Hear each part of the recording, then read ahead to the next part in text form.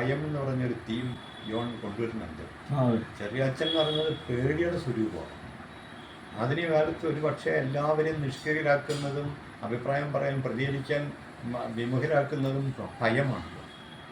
ഈ ഒരു സാധനത്തെ വളരെ നേരത്തെ തന്നെ ജോൺ തിരിച്ചറിയുന്നുണ്ട്. അത് ചരിത്രത്തിൻ്റെ സത്യത്തെപ്പറ്റിയുള്ള ജോണിൻ്റെ ഉൾക്കാഴ്ച വളരെ വലുതായിരുന്നിട്ടുണ്ട്. ഈ ജോൺ തന്നെ പറഞ്ഞിട്ടുണ്ട്, കുറേ ഓർമ്മകൾ പറയാറുണ്ട് ഈ ഒന്നിച്ച് നമ്മൾ താമസിക്കുമ്പോൾ. അതെന്താണെന്ന് വെച്ചാൽ ഇൻഷുറൻസ് കമ്പനിയിലെ ജോലിക്കാലത്ത് ക്ലീൻ ഷേവും കൊമ്പമീശയും ഒക്കെ വെച്ചിരുന്ന ഒരു യുവാവായിരുന്നു. നല്ല വൈറ്റ് കോളറായിരുന്നു. പക്ഷേ ഫിലിം ഇൻസ്റ്റിറ്റ്യൂട്ടിൽ ചെന്ന് കഴിഞ്ഞപ്പോൾ മനസ്സിലായി ഇതൊക്കെ ഒരുതരം കുഴലുകളാണ്. അപ്പം നല്ലൊരു ഡ്രസ്സ് എന്ന് പറഞ്ഞാൽ ഒരു കുഴലിലാണ്. കുഴലിലിട്ട രൂപങ്ങളായിട്ടാണ് അത്ര വെൽ ഡ്രസ്ഡ് ആയിട്ടുള്ള മിഡിൽ ക്ലാസ് ഇൻ്റലക്ച്വൽസിനെയും ആർട്ടിസ്റ്റുകളെയും പുള്ളി കാണുന്നത്. അതിനെ വയലേറ്റ് ചെയ്തുകൊണ്ടാണ് ഈ പുതിയ ഒരു കലാകാര സങ്കല്പം എന്ന് പറയുന്നത് ഈ പൂന ഇൻസ്റ്റിറ്റ്യൂട്ടിൽ നിന്ന് കിട്ടുന്നത്. അതിന് യഥാർത്ഥത്തിൽ അതിൻ്റെ ഉറവിടം എന്ന് പറയുന്നത് കട്ടക്ക.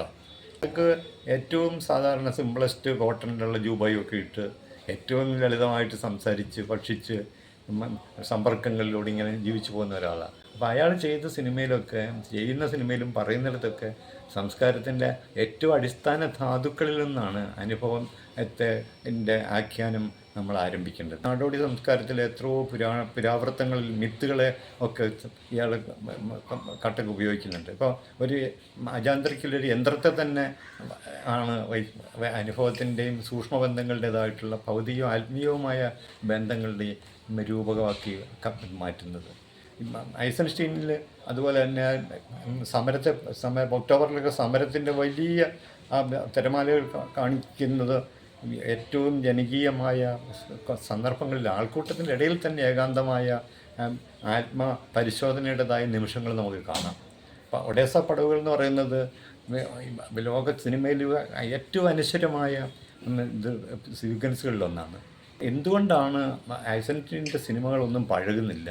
നമ്മുടെ പുതിയ സിനിമ പോലും 4 ആഴ്ച കഴിയുമ്പോഴേക്കും പഴയ സിനിമയാവും. ഇത് എത്ര തവണ കണ്ടാലും ഈ നാടോടി പാട്ട് പോലെ, നാടോടി നൃത്തം പോലെ, നാടോടി ആർക്കിടെക്ചർ പോലെ, നാടോടി ശില്പങ്ങൾ പോലെ ഈ സിനിമകൾക്കൊക്കെ ഒരു ചിരഞ്ജീവിത്വമുണ്ട്. അത് അതിൻ്റെ രാഷ്ട്രീയമൊക്കെ മാറിപ്പോയി. പക്ഷെ എന്നാലും ഇപ്പോഴും സാർ ചക്രവർത്തി ഭരിക്കുന്നില്ല എവിടെയെങ്കിൽ തന്നെയും അവിടെ കേന്ദ്രീകൃത അധികാരം എന്ന് പറഞ്ഞൊരു സാധനമുണ്ട്. ഒരു പക്ഷേ സാർ ചക്രവർത്തിയേക്കാൾ ക്രൂരനായ ഒരു ചക്രവർത്തിയായിട്ട് പുടിൻ മാറുന്നുണ്ട്. ലെനിനും സ്റ്റാലിനും ഒക്കെ ഏതാണ്ട് ചക്രവർത്തി രൂപത്തിലേക്ക് മാറിയവരാണ്. അപ്പോൾ വിപ്ലവത്തിലൂടെ ഒരു നേതാവ് ജനവിമോചനത്തിൻ്റെതായ ഒരു പുതിയ രക്ഷക സ്വരൂപമാവുകയല്ല, പുതിയൊരു ശിക്ഷക സ്വരൂപമായി മാറുന്നതാണ് റഷ്യൻ ചരിത്രത്തിലുള്ളത്, ചൈനീസ് ചരിത്രത്തിലുള്ളത്, ഇന്ത്യ ചരിത്രത്തിലുള്ളത്. അങ്ങനെയാണ് ഗാന്ധി ഈ രക്ഷകനായിട്ട് തന്നെ നിൽക്കുന്നത് അദ്ദേഹം ഒരിക്കലും അധികാരത്തിലേക്ക് പോകാഞ്ഞുകൊണ്ടാണ്. ഇത്തരത്തിലുള്ള ഒരു ചരിത്രത്തെ അപനിർമ്മിക്കുന്നതായ ഒരു നിരന്തര പ്രാക്ടീസ് ജോണിനുണ്ടായിരുന്നു. ജോണിന് അറിയാമായിരുന്നത്. ജോണ് പഠിച്ച് ഇങ്ങനെ ഡെറിഡയും ഫൂക്കോ ഒന്നും പഠിച്ചിട്ടില്ല.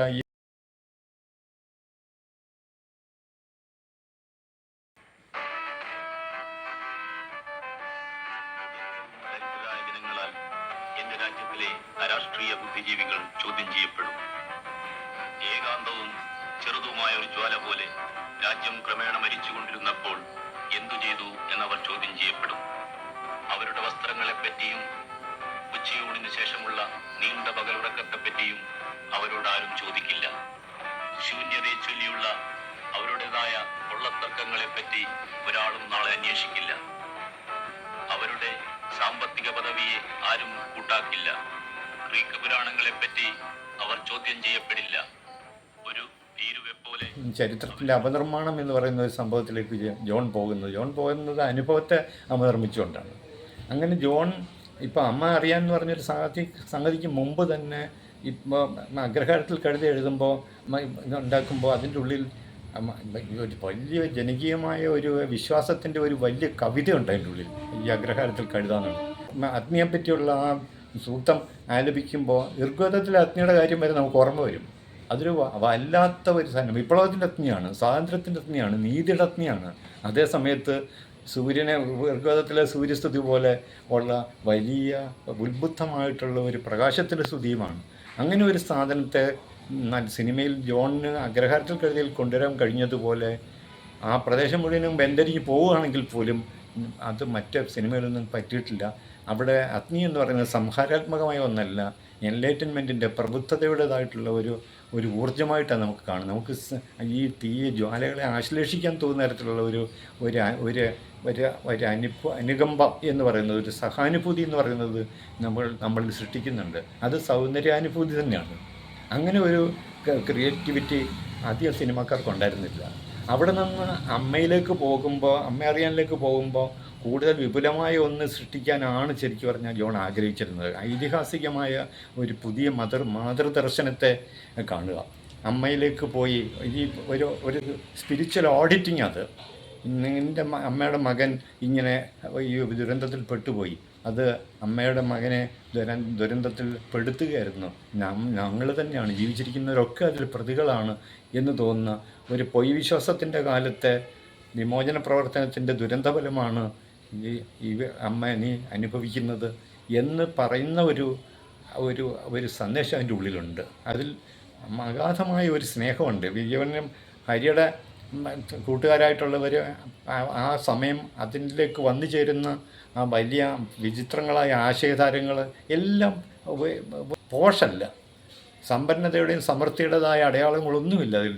ഗ്രാമീണമായ മുഷിഞ്ഞ ഇടവഴികൾ, മുഷിഞ്ഞ വേഷങ്ങൾ, സാധാരണ മനുഷ്യർ. ഈ സാധാരണത്വം എന്ന് പറയുന്നത് ഒരു വൃത്തികേടല്ല, ഒരു മലിന വസ്തു അല്ലെന്നും ഫാഷനബിൾ അല്ലാത്തതൊന്നും അപ്രധാനമാണെന്നും ഉള്ള വിശ്വാസമൊന്നും അതിനകത്തില്ല. അതൊക്കെ നിരാകരിക്കപ്പെടുന്നുണ്ട്. അപ്പോൾ നിലനിൽക്കുന്ന ഒരുപാട് മാന്യതാ സങ്കല്പങ്ങളെ, ആർഭാട സങ്കല്പങ്ങളെ, സമൃദ്ധി സങ്കല്പങ്ങളെ ഒക്കെ നിരാകരിച്ചുകൊണ്ടാണ് അമ്മ അറിയാനിൽ ജോൺ വളരെ ലളിതമായ ഒരു നാടോടിപ്പാട്ട് പോലെ, അല്ലെങ്കിൽ ഒരു കാട്ടുചോല പോലുള്ള ഒരു കുളിർമ ഈ ആഖ്യാനത്തിൽ കൊണ്ടുവരുന്നത്. കട്ടക്കീനോ അല്ലെങ്കിൽ ഐസൻസ്റ്റീനായിട്ടുള്ള ഒരു ആഖ്യാനത്തിൻ്റെ സ്കൂളിൽ നിന്ന് വരുന്നതുകൊണ്ടത്. ഇതിനൊക്കെ പുറമെ കുട്ടനാട്ടിലെ സാധാരണ മനുഷ്യരുടെ ചേറലും ചെളിയിലും ഒക്കെ അവരോടൊപ്പം കലപ്പ പിടിക്കാനും ഉഴാനും വിതയ്ക്കാനും കൊയ്യാനും ഞാറ് നടാനും ഒക്കെ ചേറിൽ നടന്ന ജീവിതമുണ്ട്. ചിലപ്പോൾ രാത്രിയിൽ കള്ളു പിടിച്ച് ഗതികെട്ട് വീട്ടിൽ വന്നിട്ട് 2 മണിക്കായിരിക്കും ചിലപ്പോൾ വരുന്നത്. അപ്പോൾ എനിക്ക് വിശക്കുന്നു, ലക്ഷ്മി ചോറ് വിളമ്പെന്ന് പറയും. അവിടെ ഒരു തരി ചോറുണ്ടാവില്ല. ലക്ഷ്മി അപ്പം തന്നെ അരി അടുപ്പത്തിട്ട് ചോറൊക്കെ ഉണ്ടാക്കി കുറെ കഴിഞ്ഞ് നമ്മളിരിക്കുന്ന മുമ്പിലത്തെ റൂമിലേക്ക് അവിടുന്ന് ഇവിടെ കൊണ്ടുവരും ചോറ്, ഇവിടെ പാത്രത്തിൽ ചോറാണ്. അപ്പോൾ പറഞ്ഞ് എൻ്റെ വീട്ടിൽ വള്ളക്കാർക്ക് പോലും പുറത്ത് വിളമ്പാറില്ല, അകത്ത് കൊണ്ടുപോയി ഇരുന്ന് കഴിക്കണം എനിക്കെന്ന് പറയും. എന്നിട്ട് ശാഠ്യം പിടിക്കും. എന്നിട്ട് ഇതെല്ലാം എടുത്ത് അകത്ത് നമ്മളൊക്കെ സാധാരണ ഇരുന്ന് കഴിക്കുന്ന മേശയുടെ അവിടെ പോയിരുന്ന് കഴിക്കുമ്പോഴേ പുള്ളിക്ക് സമാധാനമുള്ളൂ. ഇത് ചെയ്യുമ്പോൾ കഴിച്ചുകൊണ്ടിരിക്കുമ്പോൾ ഇവിടുത്തെ ഈ വലിയ വർത്താനും പാട്ടും കേട്ട് അയൽവക്കത്തിരിച്ച് ഒരു തഹസിൽദാർ ഉണ്ടായിരുന്നു. അയാൾ വരും. സാറപ്പോൾ വന്നു എന്ന് ചോദിച്ചു. അപ്പോൾ ഇയാളൊന്ന് നോക്കുകയുള്ളൂ. എന്തായി പുതിയ സിനിമ എന്ന് ചോദിക്കും ഈ തഹസിൽദാർ. 2-3 മണിയായി രാത്രി. അപ്പോൾ അയാൾ വന്ന് ഇങ്ങനെ കാലൊക്കെ വെച്ചിട്ട് തഹസിൽദാർ ഇരിപ്പാണ്. അപ്പോൾ ഇയാൾ ജോൺ അയാളെ തുറച്ച് നോക്കിയിട്ട് പറഞ്ഞു, first of all you keep your legs on the floor. കാല് താഴെ വെക്കടാന്നോ. അതോടുകൂടി മറ്റേ ആളുടെ ബലൂൺ മുഴുവൻ പൊട്ടിപ്പോയി. പെട്ടെന്ന് അയാൾ സാധാരണ മനുഷ്യനായി. ഇങ്ങനെ ഒരാളിനെ അയാളുടെ ഈ ചേർത്ത് വരുന്ന ഇൻഫ്ലേറ്റഡ് ഈഗോയിൽ നിന്ന് ഒരു ചെറിയ മുട്ടുസൂചി കൊണ്ട് ഈ ബലൂണുകൾ കുത്തിപ്പൊട്ടിക്കുന്ന ഒരു സ്ഥിരം ജോൺ ലാംഗ്വേജ് ഉണ്ട്. അതെവിടെയും ജോൺ അത് ചെയ്യും. ആര് കൃത്രിമമായിട്ടൊരു ഭാവം കാണിക്കുന്നുണ്ടോ താമസിയാതെ ജോൺ അത് പൊട്ടിച്ചിരിക്കും. ഓരോരുത്തരെ അവരവരുടെ യാഥാർത്ഥ്യത്തിലേക്ക് കൊണ്ടുവരിക, ഓരോന്നിനെയും അതാതിൻ്റെ നേരിലേക്ക് കൊണ്ടുവരിക, ഓരോന്നിനെയും അതാതിൻ്റെ ഉണ്മയിലേക്കും സൗന്ദര്യത്തിലേക്കും ഉന്നമിപ്പിക്കുക എന്ന് പറയുന്ന ഒരു രാസപ്രവർത്തനം, ഒരു രസതന്ത്രമായിരുന്നു. അങ്ങനെ ഒരു കെമിസ്ട്രി ആയിരുന്നു ജോൺ യഥാർത്ഥത്തിൽ കാണിച്ചിരുന്നത്. അത് കള്ളു കുടിച്ചാലും കുടിച്ചില്ലെങ്കിലും, ഉറങ്ങിയാലും ഉറങ്ങിയില്ലെങ്കിലും, കുളിച്ചാലും ഇല്ലെങ്കിലും ഒക്കെ ഈ ഒരു സ്പിരിറ്റ് ഉടനീളം ജോണിൽ ഉയർന്നു വന്നിട്ടുണ്ട്. അതുകൊണ്ടാണ് ജോൺ എപ്പോഴും ഇൻ്റലിജൻ്റ് ആയിരുന്നു. ഇന്നലത്തേക്കാൾ ഇന്ന് ജോൺ ഇൻ്റലിജൻ്റ് ആയിരുന്നിരിക്കും. കാരണം ജോണിൽ ഇൻ്റലിജൻസിൻ്റെ ആരോഹണമേ ഉണ്ടായിട്ടുള്ളൂ, അതൊരിക്കലും അവരോഹണം ഉണ്ടായിട്ടില്ല. ജോൺ ഒരൊറ്റ അക്ഷരം നുണ പറയില്ല. പിസാറോയിൽ പോയി അവിടെ പോകുന്ന വഴിക്ക് വലിയ ഹെൽപ്പ് ചെയ്ത് അടൂർ ഗോപാലകൃഷ്ണൻ ഒരുപാട് ഹെൽപ്പ് ഉണ്ടായിരുന്നു. വിമാനത്താവളത്തിലും മറ്റുമൊക്കെ ആയിട്ടുള്ള എന്നോട് തിരിച്ചു വന്നപ്പോൾ എന്നോട് പറഞ്ഞത് മുഴുവനും ഈ ഗോപാലകൃഷ്ണൻ്റെ അങ്ങനൊരു വശം. നമുക്കത് ആ പാർട്ടിനെ പറ്റി അറിയില്ല. അയാൾ മത്സരവും മറ്റുമൊക്കെ ഉണ്ടാവുമെന്ന് വിചാരിച്ചു. മറിച്ച് ഇയാളെ ഹെൽപ്പ് ചെയ്തിട്ടാൾ. ഇങ്ങനെ ആരൊക്കെ സഹായിച്ചിട്ടുണ്ടോ അവരുടെയൊക്കെ നന്മ പറയാനാണ് ജോണിന് ഇഷ്ടം. പരദൂഷണം എന്ന് പറഞ്ഞാൽ പരിപാടിയില്ല. അന്നത്തെ കാലത്ത് പരദൂഷണം പറയാത്ത ഒരു കവിയെ ഞാൻ കണ്ടിട്ടില്ല, ഒരു ചിത്രകാരനെയും കണ്ടിട്ടില്ല, വലിയ ഗായകരെയും കണ്ടിട്ടില്ല. എല്ലാവരിലും ഒരു ലേശം പരദൂഷണം എന്ന് പറയുന്നത് കാണും. ജോൺ മാത്രമേ ഉള്ളൂ അങ്ങനെ ഒരു പരദൂഷണവും ഒരിക്കലും. എത്രയോ വർഷങ്ങൾ നമ്മൾ ഒന്നിച്ചുണ്ടായിരുന്നതാണ്. ജോണിന് പരദൂഷണത്തിൻ്റെ ജോണിൽ ആ നിലയിൽ ജോൺ ഒരു തനി ജീസസാണ്.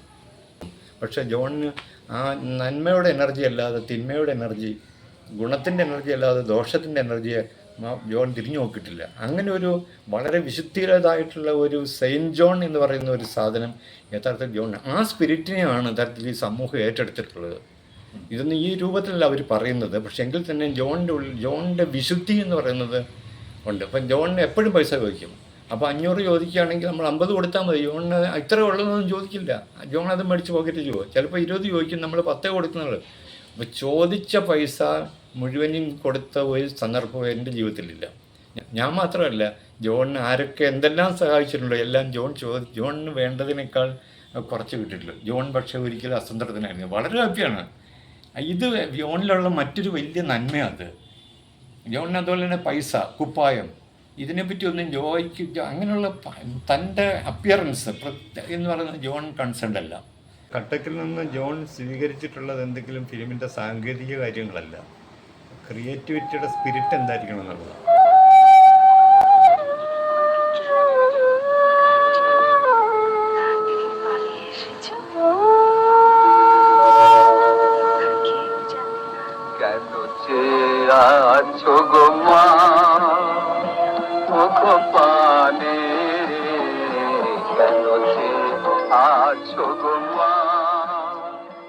ഞാൻ ഇന്ന് കോളേജ് ഡേ ആണ്. ജോൺ അവിടെ അതിൻ്റെ ഒരു ഉദ്ഘാടനം നടത്തിയ നല്ലതാണ് ടൗൺ ഹാളിൽ. എനിക്ക് വലിയ ഇഷ്ടമാണ് പ്രസംഗിക്കാൻ, എനിക്കൊന്ന് പ്രസംഗിക്കണം എന്നൊക്കെ പറഞ്ഞ് അവിടെ വന്ന് എന്തൊക്കെയോ പറഞ്ഞ് കംപ്ലീറ്റ് കോർഡിനേഷൻ പോയി. എന്നിട്ട് പറഞ്ഞ് എനിക്ക് പ്രസംഗമൊന്നും അങ്ങനെ വരുന്നില്ല എന്ന് പറയുമ്പോൾ പിള്ളേർ കൂവി. ജോൺ എന്ത് ചെയ്തെന്ന് വെച്ചാൽ അതിനേക്കാൾ ഉറക്കം മൈക്കിൽ കൂടെ കൂവൽ തുടങ്ങി. 1 അല്ല 2 അല്ല പല കൂവൽ കൂവിയിട്ട് അവർ ഈ പ്രതിഷേധിക്കുന്നവരുമായിട്ട് ഒരു ആത്മീയ ഐക്യം പ്രഖ്യാപിക്കുന്നുണ്ട്. ജോൺ ലാംഗ്വേജ് അതും. അപ്പം ജോൺ അതോടുകൂടി അങ്ങോട്ട് തളർന്നു പോവുകയല്ല ചെയ്യുന്നത്. ഒരു എതിർപ്പിനോട് ജോൺ കൂടുതൽ ഐക്യപ്പെടുകയും ജോൺ കൂടുതൽ ശക്തനാവുകയും ചെയ്യുന്നുണ്ട്. അന്ന് ഈ കോട്ട് ഒരു വലിയ ഇതായിരുന്നു, ഒരു ഫാഷനായിരുന്നു. നല്ല ഉഷ്ണകാലമാണ്. അപ്പം ഞാൻ പറഞ്ഞു, ഈ വേർത്ത് കുളിക്കുന്നുണ്ട്, ഇത് അഴിച്ചു കളാന്ന് പറഞ്ഞു. ഇതിൻ്റെ ഇഫക്റ്റ് ഭയങ്കരമാണ്. ഈ കോട്ട് കൊണ്ടല്ലേ ബ്രിട്ടീഷുകാർ ഇന്ത്യയെ ഭരിച്ചിരുന്ന മുഴുവൻ. അങ്ങനെ ഒരു വേറൊരു തലമുണ്ട്. ഈ ചരിത്രത്തിലെ വലിയ എംബ്ലങ്ങളെ മുഴുവനും സിംബലുകളെ മുഴുവനും കോമാളിത്തവൽക്കരമാക്കുന്നതിൻ്റെ പ്രാക്ടിക്കൽ ജോക്കുകളുടെ ഒരു പരമ്പര ജോണിലുണ്ട്. അത് ജോണിൻ്റെ ഫലിതങ്ങൾ എന്ന് പറഞ്ഞ് വന്നിട്ടുള്ള പലതിലും ഈ അധികാര കേന്ദ്രങ്ങളെ വിമർശിക്കുന്നതാണ്. അത് അപ്പം എനിക്കൊരു വലിയ വെളിപാടുണ്ടായി. കാരണം അതൊരു ഭയങ്കര ഒബ്സർവേഷൻ. നമ്മളെല്ലാം ഈ മുതിർന്നവരുടെ ലോകത്തെയാണ് ലോകം എന്ന് വിളിക്കുന്നത്. ജോൺ ജീവജാലങ്ങളുടെയും കുട്ടികളുടെയും കൂടി ലോകമാണെന്ന് ജോണിന് ഉറപ്പുണ്ടായിരുന്നു. അങ്ങനെ മുതിർന്ന മനുഷ്യരുടെ പൗരന്മാരുടെ ഒരു ലോകത്ത് മാത്രം ജീവിക്കുന്ന ഒരു സിവിക് സെൻസിൽ നിന്ന് മാറിയിട്ട് ഒരു ഇക്കോളജിക്കൽ കംപ്ലീറ്റ്നെസ് എന്ന് പറയാവുന്ന